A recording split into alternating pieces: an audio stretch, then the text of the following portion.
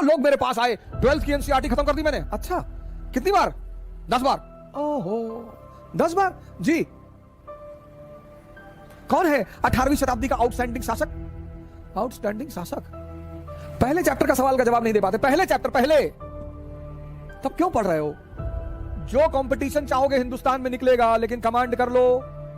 दावा के साथ कह रहा हूं, चाहे कोई भी आदमी हो जो भी 5 साल, 6 साल, 7 साल, 8 साल से तैयारी कर रहा हो और उसका सिलेक्शन नहीं हो रहा है, आप मिलिए हमसे।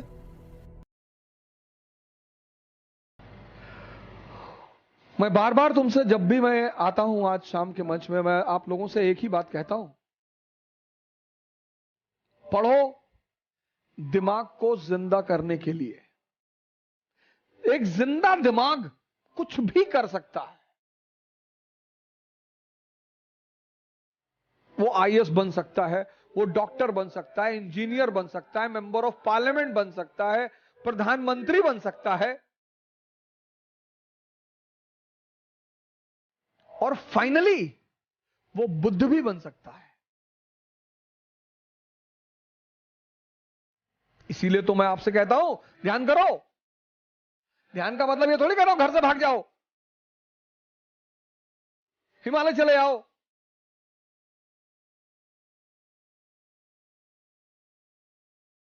अगर एक किताब पढ़ते हो, खत्म करते हो, और उस किताब की कहानी ही तुम्हें नहीं पता, हजारों लोग मेरे पास आए, 12th की एनसीईआरटी खत्म कर दी मैंने। अच्छा, कितनी बार? 10 बार।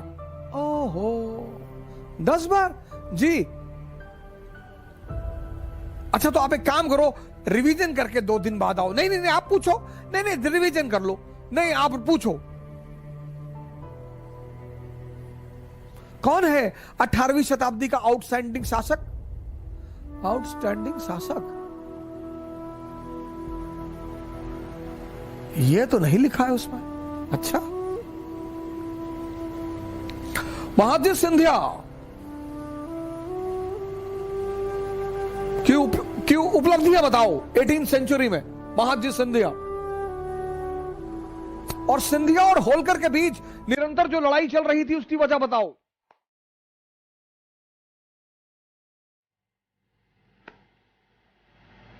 बहुत बड़ी वजह है, और वो ऐसी वजह है जिसकी वजह से ब्रिटेन ने चीन पर कब्जा किया।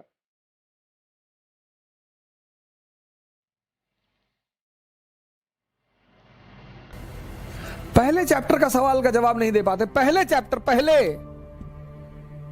तब क्यों पढ़ रहे हो? नहीं, नौजवान क्रांति में आप नहीं पढ़ा रहे हैं तो कितना पढ़ोगे? एनसीईआरटी पर कमांड कर लो। जो कंपटीशन चाहोगे हिंदुस्तान में निकलेगा, लेकिन कमांड कर लो। दावा के साथ कह रहा हूं, चाहे कोई भी आदमी हो जो भी 5 साल, 6 साल, 7 साल, 8 साल से तैयारी कर रहा हो और उसका सिलेक्शन नहीं हो रहा है, आप मिलिए हमसे। आप हमसे मिलिए। आपका आधार खराब है, बेस खराब है आपका। हाँ, आप मेंस लिख रहे हैं, इंटरव्यू दे रहे हैं, फिर तो कोई और ही रीजन है। फिर भी रीजन होगा जरूर, फिर भी रीजन होगा जरूर।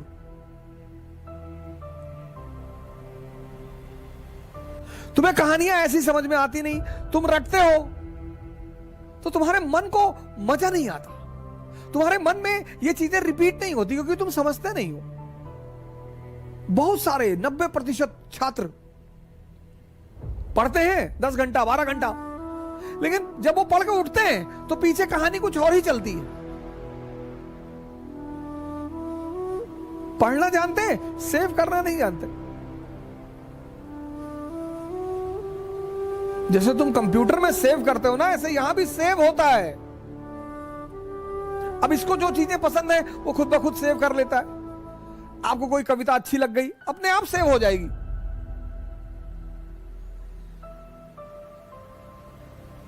कोई दीवाना कहता है, कोई पागल समझता है, मगर धरती की बेचैनी को बस अंबर।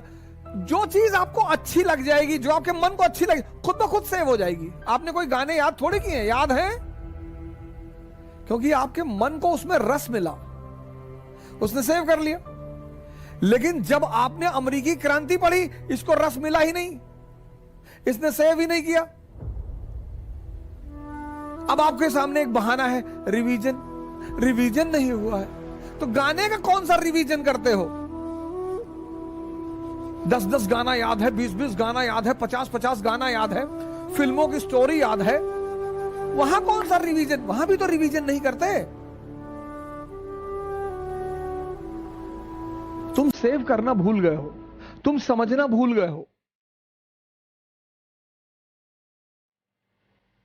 एक पक्षी है रैवन, वो बाज के कंधे पे जाके बैठ जाता है, और बाज शाहीन, पक्षियों का राजा है शाहीन, शेर के मुंह से गोश्त निकाल लेता है। शेर जब उसकी आवाज सुनता है तो शेल्टर मांगने लगता है, भागने लगता है। उसके कंधे पे जाके रैवन नाम का पक्षी बैठ जाता है।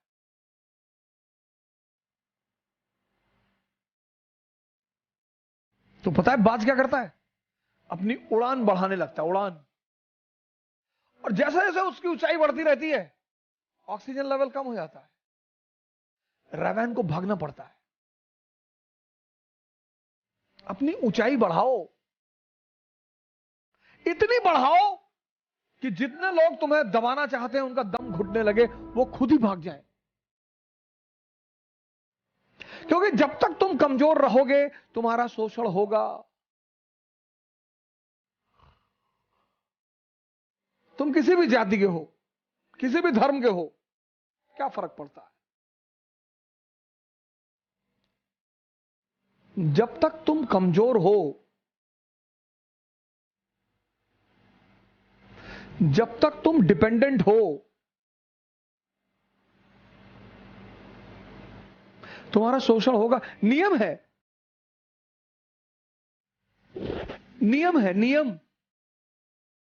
अपनी सारी ताकत अपने में लगाओ और अपनी ऊंचाई को इतना बढ़ाओ, इतना बढ़ाओ कि तुम्हारे जितने अगल बगल लोग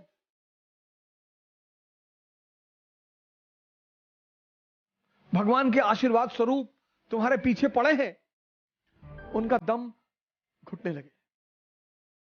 जय हिंद।